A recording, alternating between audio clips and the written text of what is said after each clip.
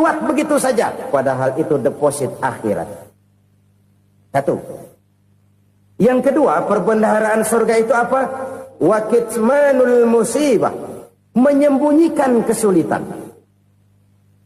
Kadang orang takut menghadapi kesulitan. Tapi makin kita merenung, hidup ini kan sebenarnya urusan. Takut sama urusan, ya jangan hidup. Tandanya orang hidup itu kalau punya urusan. Urusan melupakan problem. Problem sering menimbulkan kesulitan. Kesulitan bukan untuk ditakuti, tapi untuk diatasi dan dicarikan jalan keluarnya. Siapa sih orangnya yang gak pernah sulit-sulit? Makin tinggi status sosialnya, makin gede urusannya. Makin tinggi kualitas imannya, makin berat tingkat kesulitannya. Cuma memang yang namanya enak itu seperti pelangi. Biang lala itu nggak pernah di atas kepala kita, di atas kepala orang melulu. Lo sih enak lo, kata kita. Dia juga bilang yang enak kan lo. Pelangi itu nggak pernah di atas kepala kita. Kata tukang beca, aduh enak ya naik Mercy. Kata tukang beca, apa yang di dalam mobil Mercy? Aduh enak bener tukang beca, di jok ngeringkuk ngorok pules bener. Saya kamar pakai AC sejuk, tempat tidur sutra, empuk, alga, spring bed, kulak kulik nggak bisa pules kalau belum minum Valium, belum tidur. Enak bener tukang beca, di jok ngorok nggak tahu wetan kulon. Si tukang beca bilang yang di Mercy enak, yang di Mercy bilang tukang beca enak. Inilah enak. Nggak pernah di atas kepala kita, di atas kepala orang lain melulu enak itu. Nah, saudara-saudara, yang merupakan perbendaharaan surga itu orang yang bisa menyembunyikan kesulitan, baik pribadi ataupun rumah tangga. Nih terutama rumah tangga yang jadi soalnya. Kadang-kadang kita ini kalau senang, sebaliknya kalau senang kita diam, kalem aja, cuek. Banyak banget duit kita, bawaan diam aja udah. Malah ketemu orang takut. Tapi begitu susah, sekampung tahu.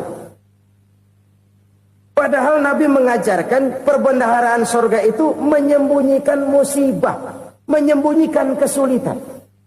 Kalau enak, cerita sama orang-orang. Kalau nggak enak, rasain sendiri, tekan sendiri, atasin sendiri. Kita kan sebaliknya. Senang kita diam, asal lagi susah, paling tidak kita nyari teman buat cerita kesusahan. Siapa orangnya yang nggak pernah susah? Cuma soalnya bagaimana kita mengatasi kesusahan itu sendiri. Begitu juga misalnya kalau orang sudah berumah tangga, itu orang tuanya harus menjadi tempat dia cerita yang enak-enak saja. Yang nggak enak rasain berdua, selesaikan berdua, atasin berdua. Jangan dibalik. Asal senang diam, giliran susah saja. Maknya laporan.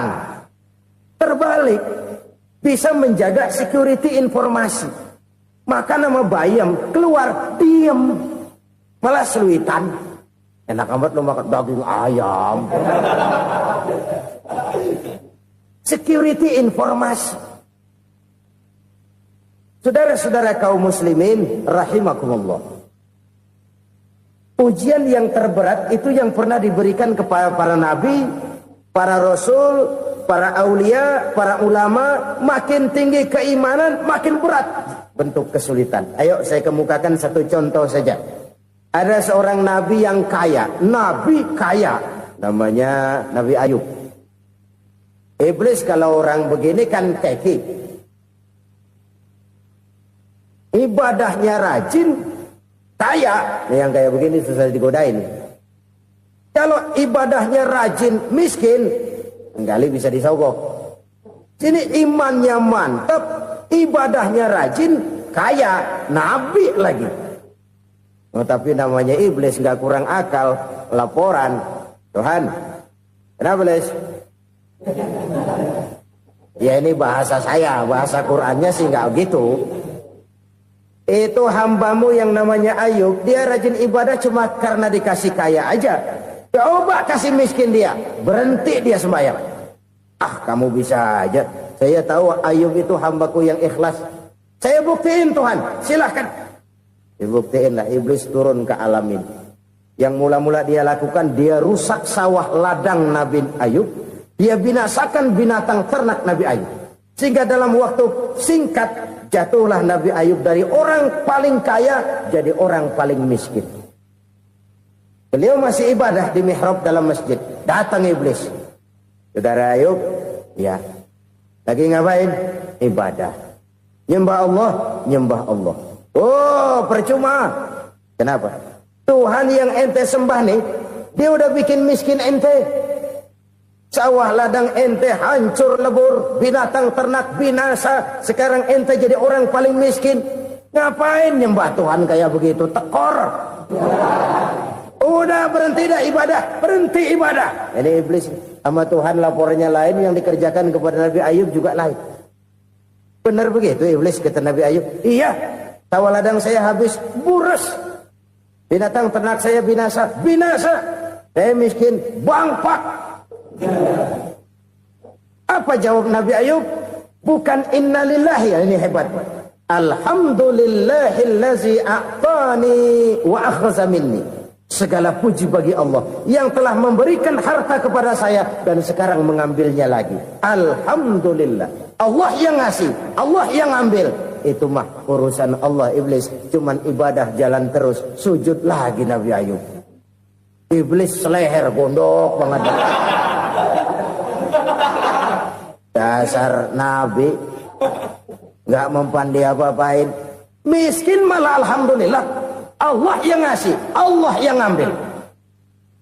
Jadi kalau kita tidak komit, kita tidak terikat kepada kaya, miskin, senang, susah, apa yang bisa bikin kita susah? Jadikan kekayaan, kemiskinan, jadikan senang, susah sebagai anak buah yang bisa kita atur. Jangan kekayaan ngatur kita, jangan kemiskinan ngatur kita. Kita yang harus mengatur mereka. Senang, susah, kaya, miskin, bahagia, sengsara, jadikan itu anak buah yang bisa kita atur. Kalau sekarang kita kaya, lain saat boleh jadi kita miskin, semiskin-miskinnya. Allah yang ngasih, Allah yang ambil. Tenaga mana yang bisa menghalangi? Ibadah jalan terus. Iblis makin gondok. Dasar Nabi loh. Akhirnya apa? Nabi Ayub dikerjain, diberikan penyakit. Demikian fatal penyakitnya. Bayangin, udah miskin sakit. Masya Allah. Miskin sakit. Sakitnya nggak lama, kira-kira 16 tahun. Istrinya 3, 2 mental minta ceraiin. Ngerawatin laki bengek begini. Senang belum tentu, susah udah pasti nih. Cerai aja, cerai dah. Cerai. Tinggal satu Siti Rahmah yang setia menemani beliau. Sesetia-setianya hati perempuan. Satu saat Siti Rahmah bilang, "Bang, ya, abang kan Nabi, Bang. Lalu, namanya Nabi kan doanya jarang meleset, Bang. Maksud kamu minta kenapa sih sama Tuhan biar abang sembuh baik dah, Bang?" Siti Rahmah, "Iya. Saya sakit berapa tahun sih dah? 16 tahun, Bang. Sebelum ini saya sehat berapa tahun? Ya kira-kira 60 tahun, Bang. Nah, coba ente banding-bandingin, Rahmah. Saya dikasih sehat 60 tahun, dikasih sakit 16 tahun. Sudah nggak sabar mau doa kepada Allah minta sembuh. Saya malu kepada Allah. Diuji dengan yang luar biasa seperti ini, tidak mengganggu stabilitas kehambaannya. Dia tetap menghamba kepada Allah Subhanahu wa ta'ala. Saudara-saudara kaum muslimin rahimakumullah. Kunci menghadapi kesulitan itu apa? Allah jelaskan dalam satu ayat, "Wa basyiris sabirin alladzina idza asabathum musibah qalu inna lillahi wa inna ilaihi raji'un." Gembirakan orang-orang yang sabar. Siapa mereka itu? Yang apabila mendapat musibah mereka kembali kepada keyakinan dasar. Segalanya dari Allah dan segalanya akan kembali kepada Allah. Ini konsepsi dasar dari sikap muslim dalam menghadapi berbagai kesulitan. Segalanya dari Allah, segalanya akan kembali kepada Allah. Kalau ini sudah kondisi dasarnya, maka kita akan lapang menghadapi kenyataan bagaimanapun pahitnya. Apakah itu namanya miskin? Apakah itu namanya sakit? Bahkan maut sekalipun, segalanya dari Allah, segalanya akan kembali kepada Allah. Ini sikap hidup, bukan sekedar ucapan. Kita kadang-kadang menjadikannya sebagai ucapan. Mulutnya sehingga berhenti, innalillahi wa inna ilaihi rajiun, tapi nangisnya terus gerung-gerungan. Bukan itu, ini kesadaran moral. Kalau segalanya dari Allah, segalanya kembali kepada Allah, kan sebenarnya cuma nunggu giliran. Hari ini saya nyembayangin dia, entah hari apa saya disembayangin orang. Hari ini saya antar dia ke kubur, entah hari apa orang nganterin saya ke kubur. Hari ini saya tahlilkan dia, entah nanti kapan orang tahlilkan saya. Segalanya dari Allah, segalanya akan kembali juga kepada Allah. Oleh sebab itu saudara-saudara, kesulitan bukan untuk ditakuti. Kesulitan justru untuk diatasi, dicarikan jalan keluarnya.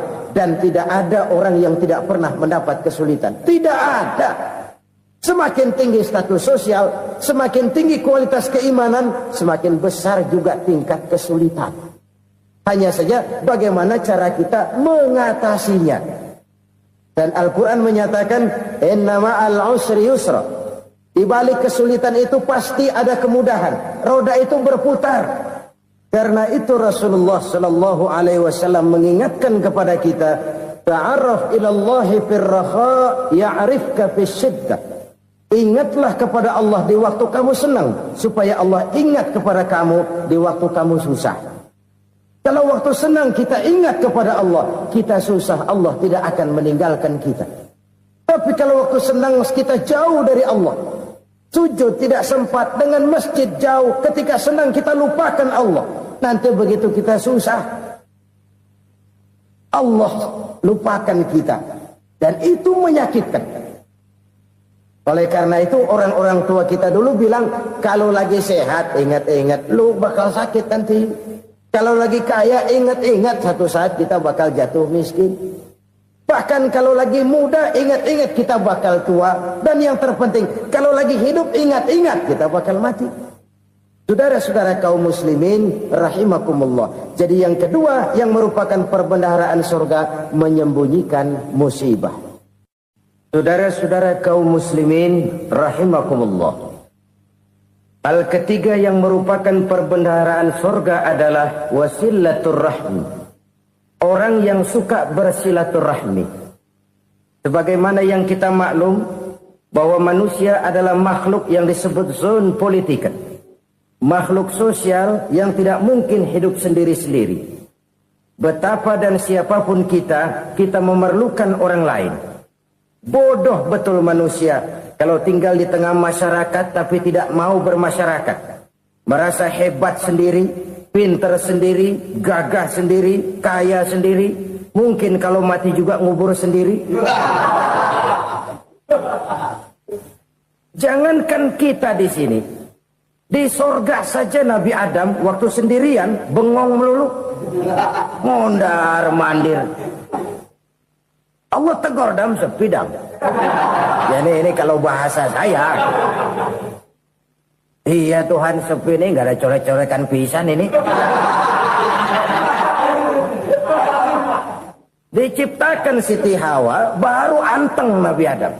Itu di sorga. Cobalah. Umpamanya saudara tinggal di Jakarta nih. Kayak bener. Apaan aja di Jakarta punya saudara dah. Jembatan Semanggi ambil. Monas, Buntel bawa pulang. Hotel-hotel ambil semua. Cuman tinggal di Jakarta sendirian, apa enaknya? Betapa dan siapapun kita perlu orang lain. Tidak ada seorang pun yang bisa memenuhi kebutuhan hidupnya secara sendiri-sendiri. Nah, Islam telah menyelamatkan manusia dari ras diskriminasi. Mengikat manusia dengan persaudaraan yang berlandaskan kepada akidah. Karena itu dianjurkan bersilaturahmi. Bahkan Nabi menyatakan, man arada ayyubsata lahu fi rizqihi wa yunsa'a fi atharihi falyasil rahimah. Siapa yang kepengen diluaskan rezekinya dan dipanjangkan usianya, banyaklah ia bersilaturahmi. Siapa yang kepengen dimudahkan rezekinya, hendaknya ia banyak bersilaturahmi. Kalau banyak teman, kesulitan kan paling tidak ada tempat cerita. Udah susah, sendirian kita pikirin diri, nggak ada tempat tukar pikiran. Cepet banget sama bengek. Dilawan sendiri. Nah, secara makro kita bisa berkata, tidak mungkin ada kemenangan kalau tidak ada kekuatan. Tidak ada kekuatan kalau tidak ada kesatuan dan persatuan. Tidak mungkin ada kesatuan dan persatuan tanpa semangat silaturahmi. Kalau umat Islam mau menang, dia harus kuat.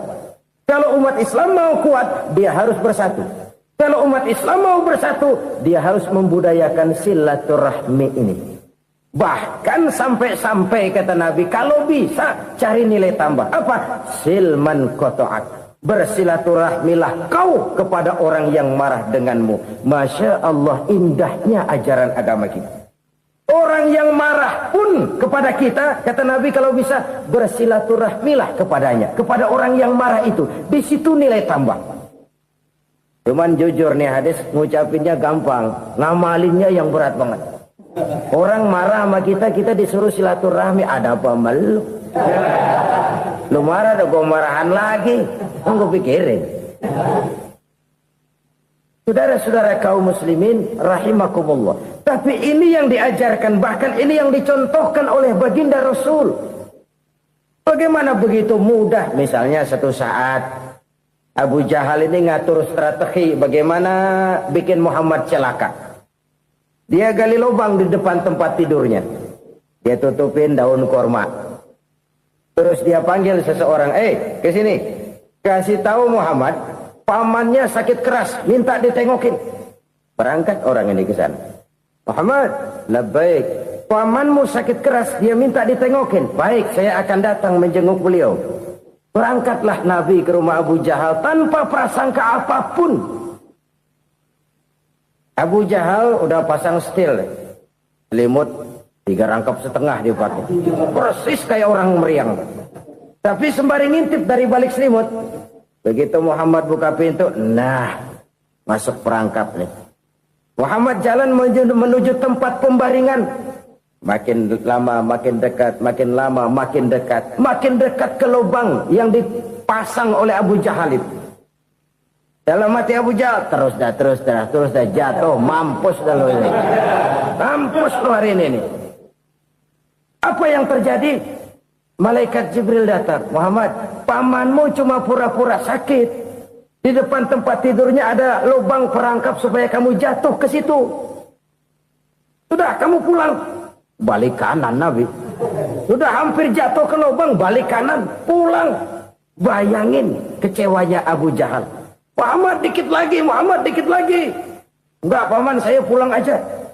Emosi bangun dari tempat tidur, enggak sadar kalau lagi pura-pura sakit. Lompat ngejar Nabi, dia lupa dengan lubang yang dia gali. Serak, nyemplung sendiri ke dalam lubang.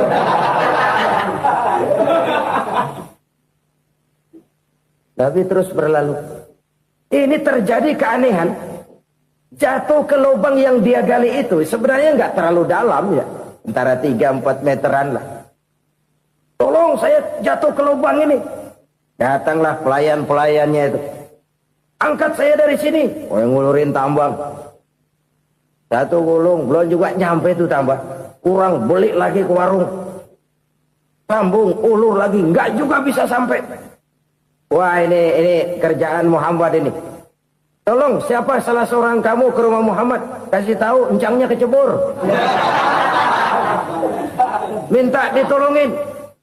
Sampaikan kepada Rasul. Kenapa? Pamanmu jatuh ke lubang, Muhammad minta tolong diangkatin. Tambang udah nyambung-nyambung, nggak nyampe juga. Ya, nanti saya datang, saya tolong. Coba.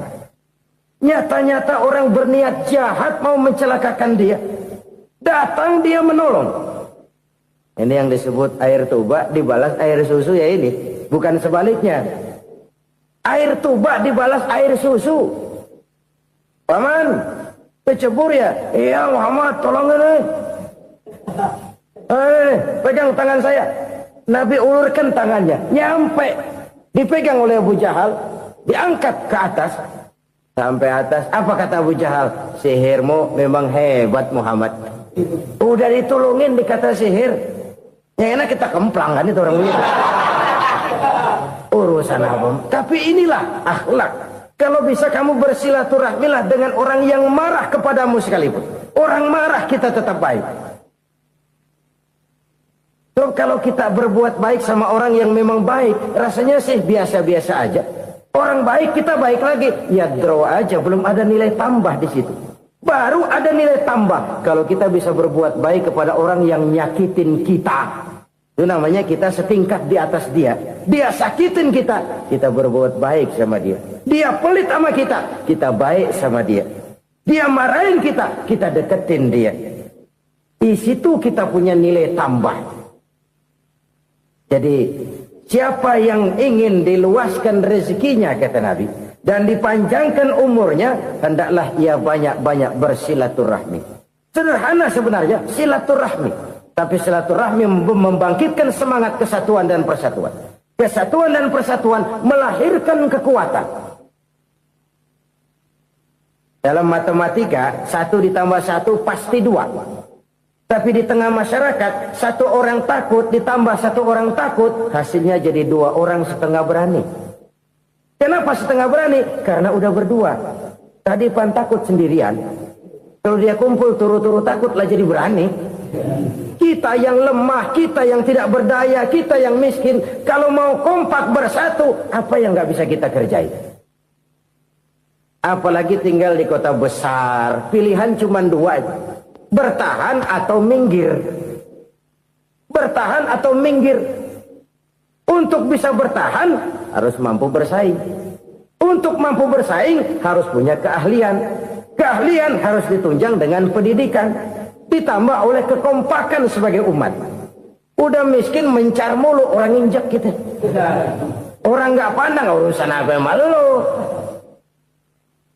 Oleh karena itu, silaturahmi pada hakikatnya merupakan roh dari ukhuwah yang diajarkan oleh agama kita. Bagaimana Islam menyelamatkan masyarakat manusia dari ras diskriminasi, mengikat manusia, dan tidak ada persaudaraan yang lebih indah selain persaudaraan yang diikat dengan nilai-nilai akidah. Sepanjang orang di jalan Allah, itulah saudara kita. Keluar dia dari jalan Allah, selesailah persaudaraan sampai di situ. Karena itu, kalau ingin menyimpan sesuatu di surga, banyaklah bersilaturahmi. Datang ke rumah ini, datang ke rumah itu, dan lain sebagainya. Itu simpanan kita di akhirat nanti. Ini yang ketiga. Saudara-saudara, yang keempat, perbendaharaan surga itu apa? Wa qawlu la hawla wa la quwwata illa billah. Ucapan la hawla wa la quwwata illa billah. Ibadah kan ada yang berat, modalnya besar. Bangun masjid berat, modalnya besar. Bangun rumah sakit berat, modalnya besar. Ada ibadah yang berat, tapi modalnya ringan. Misalnya puasa. Puasa itu berat, mengendalikan nafsu. Kalau sekedar nggak makan nggak minum sih enteng, mengendalikan nafsu. Itu jihad terbesar, tapi kan modalnya ringan, cuma niat saja. Ini ibadah berat, modalnya ringan. Ada ibadah yang ringan, modalnya juga enteng. Seperti termasuk ucapan la haula wa la quwwata illa billah.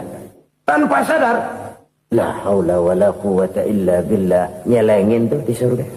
Nyelengin, kita nggak terasa, nyelengin simpenan akhirat. La haula wa la quwwata illa billah. Nyimpan lagi.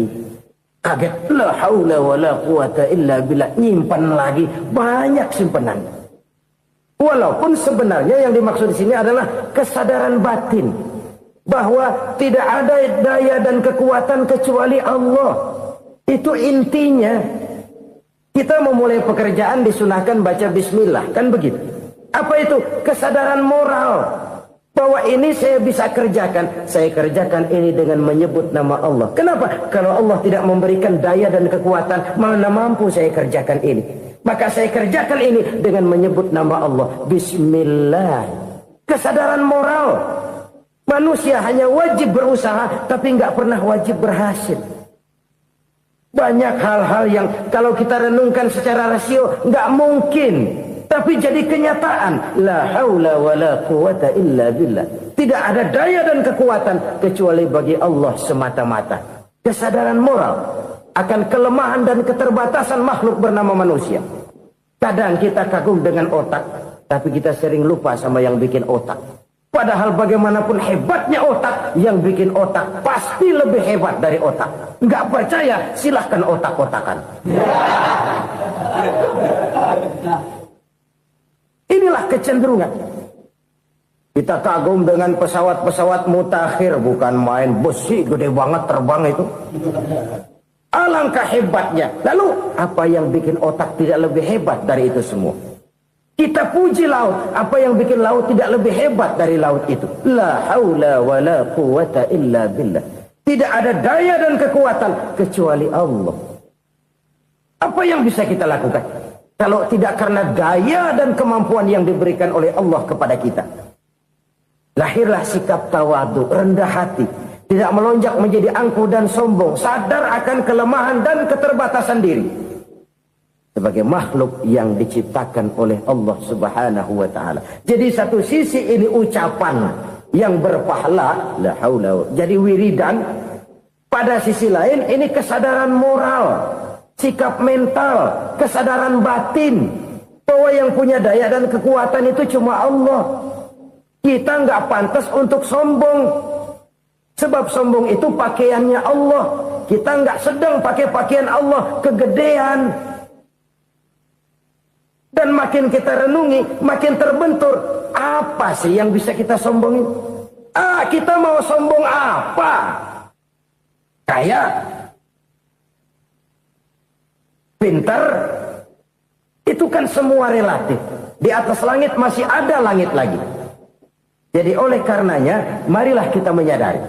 Manusia hanya wajib berusaha, tapi tidak pernah wajib berhasil. Yang berusaha saja tidak wajib berhasil, apalagi yang tidak berusaha.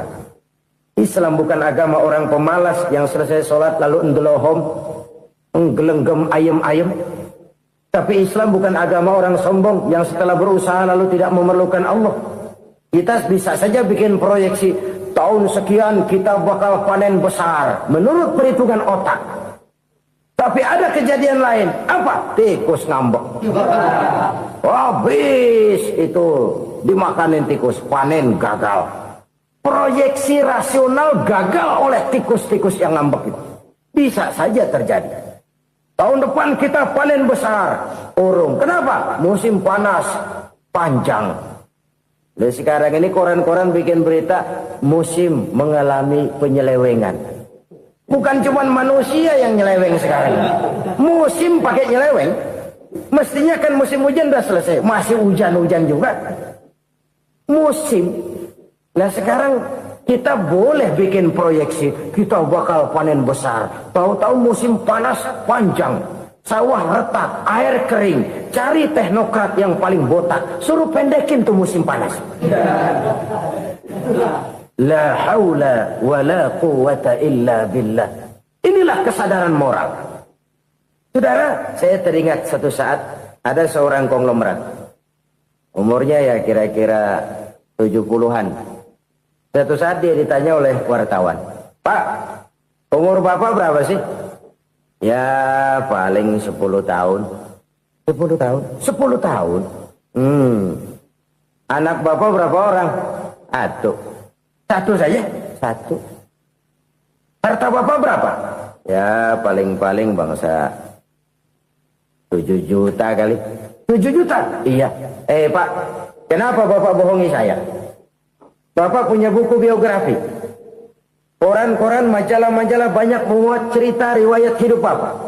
Saya tahu umur Bapak 70. Kenapa bilang cuma 7 tahun? Saya tahu anak Bapak 8. Kenapa cuma bilang 1? Saya tahu harta Bapak miliaran, mungkin triliunan. Pabrik di mana-mana, bank di mana-mana.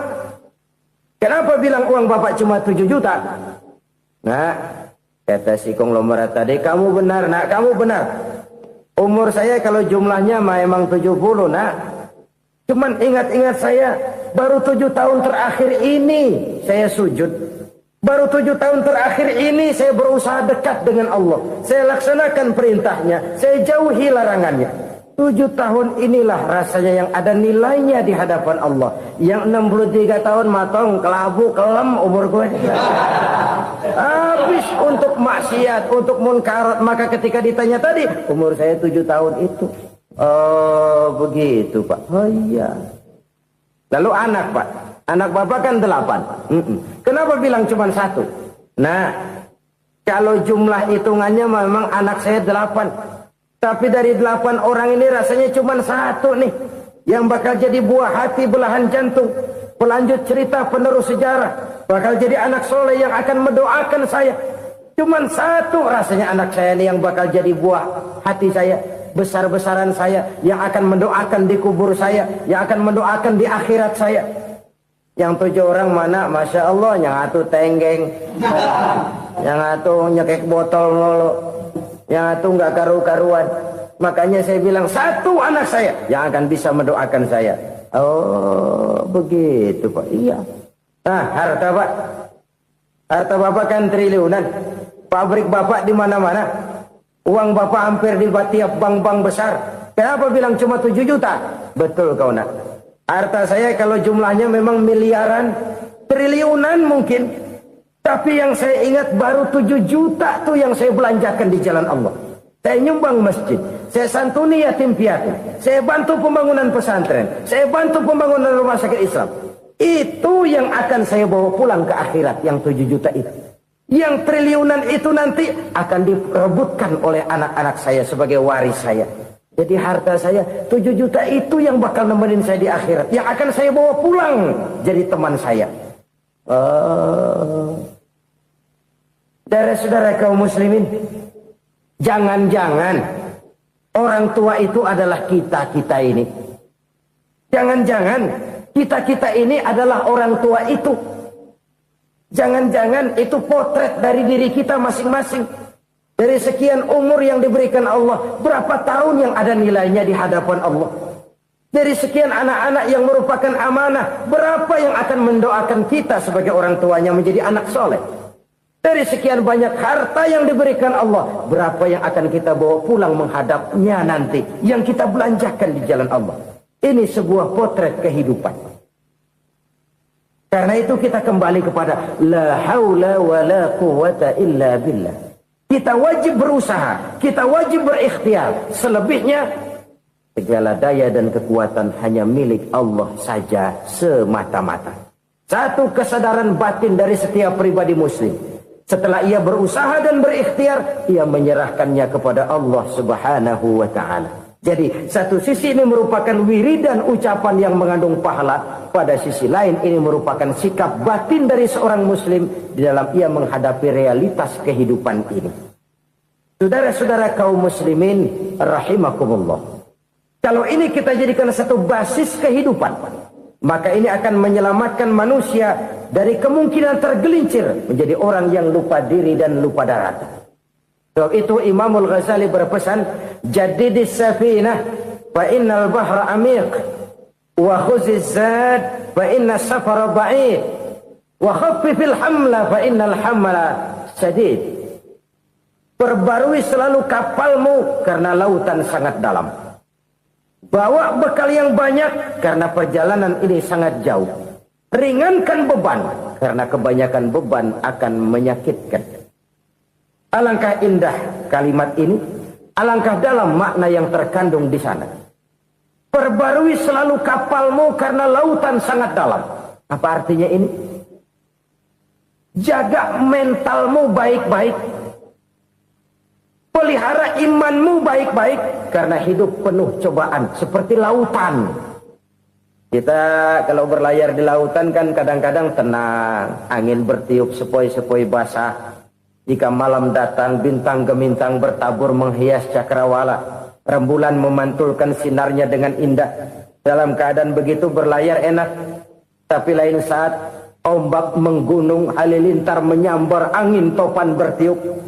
Berapa banyak sudah saudara-saudara kita yang tenggelam di lautan dunia tanpa sadar bahwa dia belum sampai kepada pantai yang akan dituju. Berapa banyak sudah Saudara-saudara kita yang tenggelam di lautan dunia ini tanpa sempat bangkit lagi. Dia menyangka sudah sampai kepada tujuannya. Tapi hati kapal jangan sampai bocor karena lautan sangat dalam. Iman ini jaga baik-baik karena hidup penuh dengan ujian. Wa khuzizat fa inna safara ba'id. Bawa bekal yang banyak karena perjalanan sangat jauh. Saudara mau ke Bandung, bawa duit. Saudara mau ke Surabaya, banyakkan lagi duitnya. Saudara mau ke Mekah, gepokan, iketan tuh duit nggak lembaran lagi. Makin jauh perjalanan, makin banyak bekal yang harus kita bawa. Kalau saudara dari Jakarta mau ke Surabaya, kagak bawa duit berangkat juga, itu sih bukan berani namanya, nekat. Sampai Surabaya belum tentu, sengsara di jalan udah pasti. Kenapa? Nggak bawa bekal berangkat. Sama juga kita nih, misalnya belum sempat sembahyang, mati. Waduh, berani banget orang. Belum punya bekal, mati. Sengsara di jalan. Atau bekal tidak cukup. Dari Jakarta saudara mau ke Surabaya, bawa duit 500 perak. Paling jauh Cikampek nyampenya itu. Paling jauh itu. Antara jauhnya perjalanan dengan bekal yang saudara bawa tidak seimbang. Hidup ini perjalanan panjang. A walking tour. Dimulai dari alam arwah. Sebelum jasad diciptakan, roh diciptakan lebih dulu. Dari situ pindah ke alam rahim. Dari alam rahim pindah ke alam dunia. Dari alam dunia pindah ke alam barzah. Baru menuju akhirat. Satu perjalanan panjang. Kalau bekal tidak bawa, sengsara di jalan. Bawa bekal yang banyak karena perjalanan ini sangat jauh. Wa khaffifil hamla, ringankan beban karena beban itu cuma akan menyulitkan. Kalau bekal itu sih keperluan, tapi beban nggak kita perluin, cuma ngeberat-beratin. Apa ini beban? Dosa, kecurangan, kebatilan, kezoliman, ketidakadilan, kesewenang-wenangan. Itu akan jadi beban kita di akhirat. Alangkah celakanya, perjalanan panjang, bekal tidak bawa, beban kelewat banyak, alamat sengsara di jalan. Pahala tidak ada, dosa berlipat ganda. Na'udzubillah, summa na'udzubillah. Kalau kita rangkum nasihat Al-Ghazali dengan kisah si konglomerat tadi, kita akan mengambil kesimpulan. Pertama, bekal terbaik dalam menghadapi gejolak kehidupan ini tidak lain adalah iman. Yang kedua, pahala dan dosa. Dua hal kontroversial. Pahala adalah bekal, dosa adalah beban. Tapi kita sekarang kan tidak begitu terangsang kepada yang abstrak. Orang berlomba mencari yang konkret-konkret saja. Yang real. Kalau memang dosa, benjol dong. Kira-kira begitu. Kira-kira begitu. Persis orang Yahudi dulu. Orang Yahudi itu kan pernah minta kepada Nabi Musa. Ya Musa, lan nu'mina laka hatta narallaha jahrah. Musa, kami nggak bakal mau beriman kepada Allah kalau belum kami lihat Allah ada nongkrong di depan kami. Kalau memang Tuhan ada, taruh dong di depan kami. Mau yang konkret-konkret saja. Kalau memang dosa, benjol dong. Kalau memang pahala, berasa dong. Orang terangsang kepada yang real, yang konkret-konkret saja. Karena itu, untuk mengejar dosa, orang mau bayar. Tapi untuk mengejar pahala, walaupun tidak bayar, orang segan. Ini yang dikatakan oleh Nabi, kamu mengharapkan ke surga, tapi kamu berat melaksanakan sesuatu yang bisa membawa kamu ke surga. Kamu ingin jauh dari neraka, tapi tiap saat kamu lakukan perbuatan-perbuatan yang justru menjerumuskan kamu ke neraka. Idda'aitum an-najata minan nar wa ramaitum fiha anfusakum. Kamu ingin selamat dari neraka, tapi kamu lemparkan diri kamu ke neraka. Kamu ingin masuk surga, tapi berat sekali kamu melakukan perbuatan-perbuatan yang bisa menyampaikan kamu di surga. Saudara-saudara kaum muslimin, rahimakumullah. Jadi hal keempat yang merupakan perbendaharaan surga adalah la haula wa la quwata illa billah. Satu sisi ini merupakan ucapan yang memperberat timbangan akhirat. Pada sisi lain ini merupakan sikap hidup seorang muslim, kesadaran batin yang sangat dalam bahwa tidak ada daya dan kekuatan kecuali Allah. Dan itu kita simbolkan pada saat memulai pekerjaan dengan Bismillah, dengan menyebut nama Allah. Satu kesadaran moral, saya hanya bisa melakukan ini karena diberikan daya dan kekuatan oleh Allah. Lahirlah sikap tawadu, rendah hati, tidak melonjak menjadi angkuh dan sombong. Saudara-saudara, sampai sini dulu jumpa kita kali ini. Semoga 4 perbendaharaan surga ini dapat kita lakukan, yang kelak akan merupakan bekal kita di kemudian hari nanti. Amin ya rabbal alamin. Bapak-bapak, ibu-ibu, saudara-saudara kaum muslimin rahimakumullah. Di dalam kehidupan kita sebagai seorang muslim, minimal 5 kali dalam sehari semalam kita mendengar seruan untuk mendirikan solat yang disebut azan. Ada kalimat menarik di dalam kalimat azan itu, yakni seruan hayya 'alal falah, marilah menuju kepada keberuntungan, marilah meraih kemenangan. Seruan ini adalah kecenderungan dari setiap manusia, apapun warna kulitnya. Artinya, setiap orang dalam hidup selalu ingin meraih dan mencari kemenangan. Kemenangan akan melahirkan kepuasan batin, dan kepuasan batin memberikan kebahagiaan. Sedangkan kekalahan melahirkan penderitaan batin, dan penderitaan batin menjerumuskan seseorang di dalam berbagai bentuk kerugian. Jikalau inilah seruan azan, maka masalahnya ialah apa yang menyebabkan kita meraih kemenangan. Al-Quranul Karim memberikan tuntunan dan ajaran kepada kita bahwa orang-orang yang memperoleh kemenangan itu tidak lain adalah orang-orang yang bertakwa. Hanyalah mereka yang bertakwa kepada Allah Subhanahu wa ta'ala pada akhirnya akan tampil sebagai pemenang. Lalu siapa orang yang bertakwa itu? Dijelaskan dalam awal-awal Al-Baqarah, orang yang bertakwa yang akan meraih kemenangan. Pertama, alladzina yu'minuna bil ghaib, yaitu orang-orang yang beriman kepada yang gaib. Percaya bahwa ada alam yang gaib, alam yang abstrak, alam yang tidak bisa dijangkau oleh salah satu daripada panca indera kita. Mereka percaya dan beriman kepada adanya malaikat, beriman kepada adanya iblis dan jin, beriman kepada adanya alam kubur, beriman kepada adanya alam mahsyar, beriman kepada adanya alam akhirat, beriman kepada adanya sorga dan neraka. Beriman bukan cuma sekedar beriman dalam ucapan bibir saja, tetapi beriman yang nilai iman itu mampu mewarnai gerak dan gaya hidupnya. Iman yang meresap sampai ke tulang sumsum, kemudian memberikan dampak positif di dalam kehidupan manusia. Alam, kita tahu, adalah sesuatu yang selain Allah, dan Allah bukanlah alam. Apapun namanya selain daripada Allah, itu adalah alam.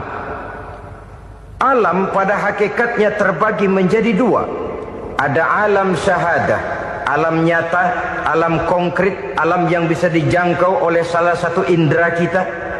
Kemudian ada alam ghaib, alam yang tidak bisa dijangkau oleh panca indera kita, alam metafisika, alam abstrak, alam yang wajib kita imani keberadaannya. Kita percaya bahwa malaikat itu ada, kita percaya kepada jin, bahwa jin itu ada, kita percaya kepada adanya iblis dan setan. Bukan percaya kepada iblis dan setannya, percaya bahwa iblis dan setan itu ada. Itu termasuk salah satu daripada sifat orang yang bertakwa kepada Allah. Saudara-saudara kaum muslimin rahimakumullah, kecenderungan pembangunan yang lebih bersifat materialistis biasanya menggeser aspek kehidupan rohani. Orang berpikir empiri, dan dalam pola pikir yang demikian maka alam gaib tidak lagi mendapat perhatian. Aspek kehidupan yang bersifat rohaniah malah mulai ditinggalkan. Akibatnya terjadilah kepincangan di dalam kehidupan kita. Pernah ada satu pengalaman pribadi dalam perjalanan kembali ke tanah air. Dalam pesawat di sebelah kanan saya duduklah seorang Jerman namanya Heiner Simonsen.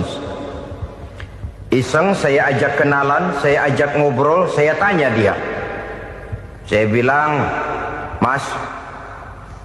Mas Heiner ini, kalau pesawat yang kita tumpangi ini jatuh ke bawah, kira-kira apa yang bakal terjadi, Mas?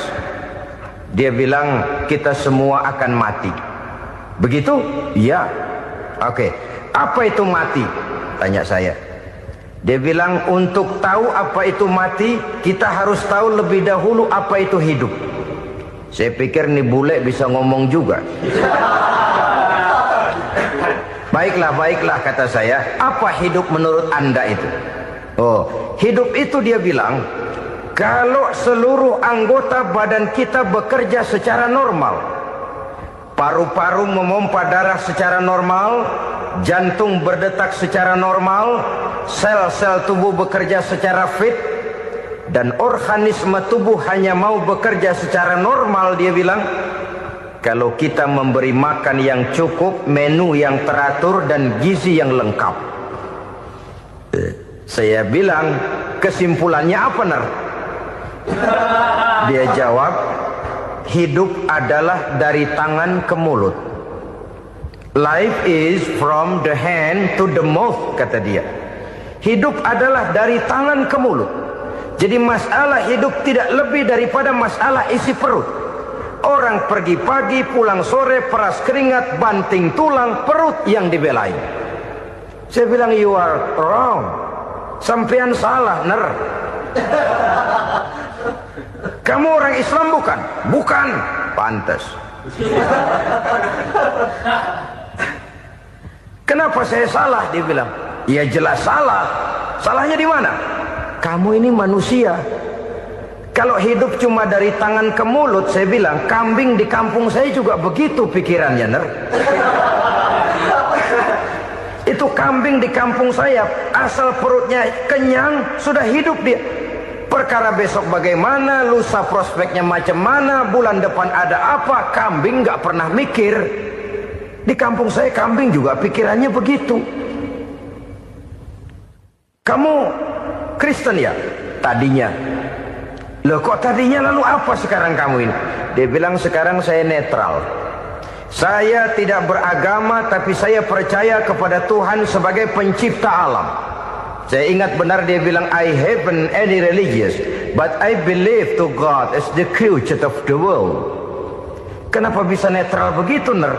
Habis saya bingung, katanya. Islam bilang Islam baik, Kristen bilang Kristen baik, Hindu Buddha bilang Hindu Buddha baik, semua agama baik. Saya netral sekalian, nggak beragama. Yang penting saya percaya kepada Tuhan. Saya bilang, Ner, kamu ini kayak orang mau beli celana, lalu bingung. Yang satu bilang Levi's bagus, yang satu bilang Blue Jean hebat, yang satu bilang Wool England hebat. Celana ini hebat, celana itu bagus, celana ini hebat. Semua celana bagus, kamu bingung. Akhirnya netral, tidak pakai celana. Itu juga salah. Saya pikir-pikir, kemudian saya melihat bahwa dua pola berpikir Heiner ini nampaknya sudah mulai menggejala di lingkungan masyarakat bangsa kita. Disadari atau tidak, secara jujur kita harus berkata, dua pola pemikiran Heiner ini mulai berkembang di tengah masyarakat bangsa kita. Pertama, pola pikir materialisme. Hidup adalah dari tangan ke mulut. Masalah hidup tidak lebih masalah isi perut. Itu yang perlu dibela, dan disitulah arti kehidupan. Pergi pagi pulang sore, peras keringat banting tulang untuk mempertahankan perut. Kalau sudah kemari cara orang berpikir, maka buat apa percaya kepada yang gaib? Untuk apa sholat? Untuk apa puasa? Untuk apa zakat? Untuk apa menghadiri majelis taklim? Tanpa kepercayaan kepada yang gaib, hidup berjalan menurut alur empiris dan materialis. Kalau sudah ke sana cara orang berpikir, biasanya orang lalu cenderung menghalalkan segala cara. Hanyalah orang yang percaya bahwa akhirat ada. Hanyalah orang yang percaya bahwa alam kubur itu ada. Hanyalah orang yang percaya bahwa malaikat itu ada, hidupnya akan lebih terarah dan terkendali. Karena kepercayaan kepada yang gaib, yang merupakan fase daripada kehidupan setelah hidup yang sekarang ini, mewarnai gerak pribadi seseorang di dalam dia melakukan kegiatan hidupnya. Pola berpikir materialisme, disadari atau tidak, mulai menggejala di lingkungan masyarakat bangsa kita. Hidup tidak lebih dari urusan tangan ke mulut, mulut ke tangan, tangan ke mulut. Asal perut sudah kenyang, hiduplah sudah. Perkara bagaimana prospek hari yang akan datang, bagaimana akhirat, tidak jadi persoalan. Ini yang oleh Nabi diperingatkan, ad-dunya sijnul mu'min wa jannatul kafir. Dunia adalah penjara bagi orang beriman dan surga bagi orang kafir.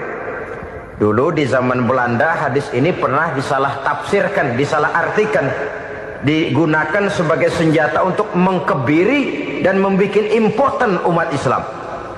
Sudahlah umat Islam gak usah macam-macam, kata Belanda. Dunia ini kan penjara buat orang Islam, surga buat orang kafir. Di penjara jangan bertingkah.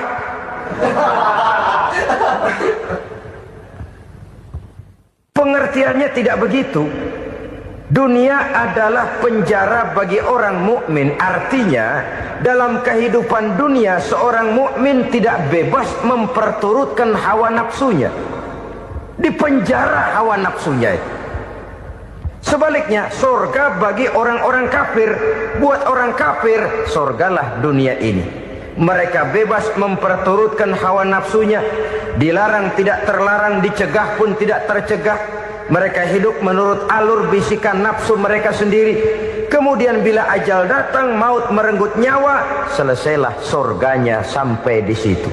Maka bagi orang-orang yang tidak percaya kepada adanya akhirat, kepada adanya alam gaib, surganya sebatas umurnya. Sekali lagi, surganya sebatas umurnya. Bila umur selesai, ajal pun datang merenggut nyawa, selesailah sudah surganya sampai di situ. Alangkah pendeknya perjalanan orang-orang yang tidak percaya kepada alam gaib ini. Bagi kita mukmin, jikalau kita mampu memenjarakan hawa nafsu, kita bisa bahagia di dunia ini. Dan Islam memang tidak menyuruh kita sengsara di dunia. Raih dunia, kejar dunia, gapai dunia sebagai alat untuk mencapai kebahagiaan di akhirat nanti. Hidup adalah satu perjalanan panjang yang terbentang sejak kita terlahir dari alam rahim sampai kepada alam akhirat nanti.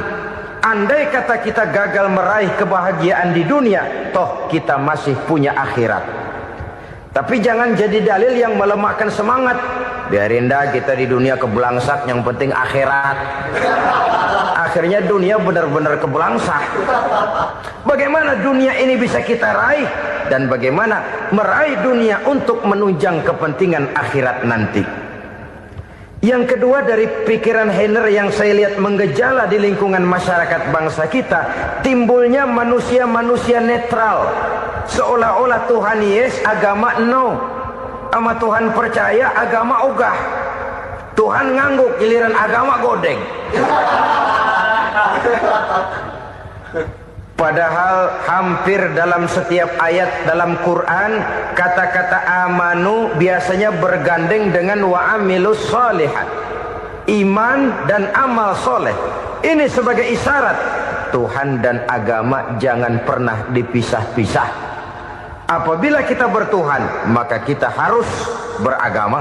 Apabila kita beragama, maka agama itu harus bersumberkan dari Tuhan yang kita imani itu. Tidak mungkin kita pisah, Tuhan yes, agama no. sama Tuhan percaya tapi agama bikin sendiri. Sembayangnya cukup bengong 2 jam madep ngulon.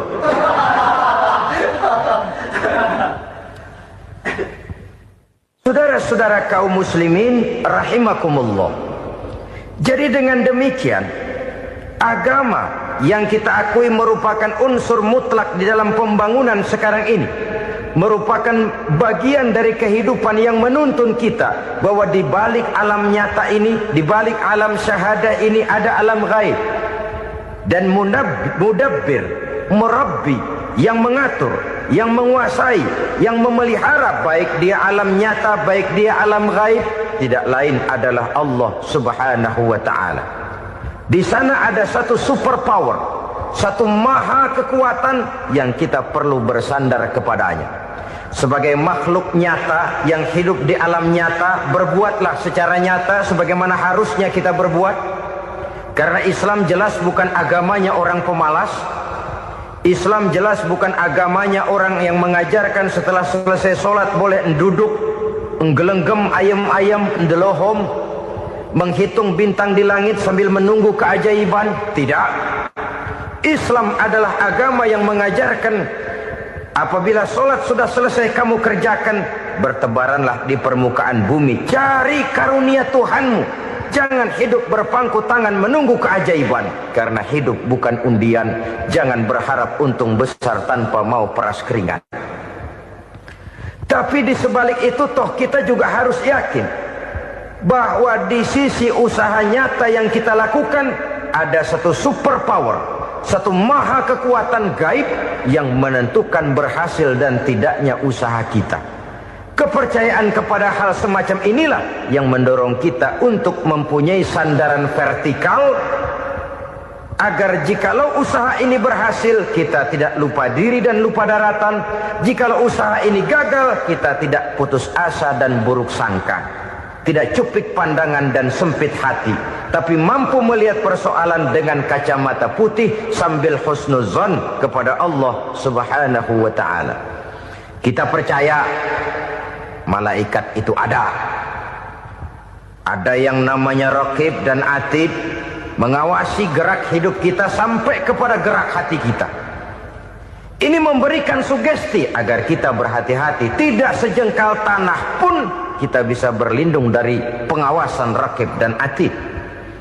Ada munkar nakir yang akan menyoal kita di alam kubur.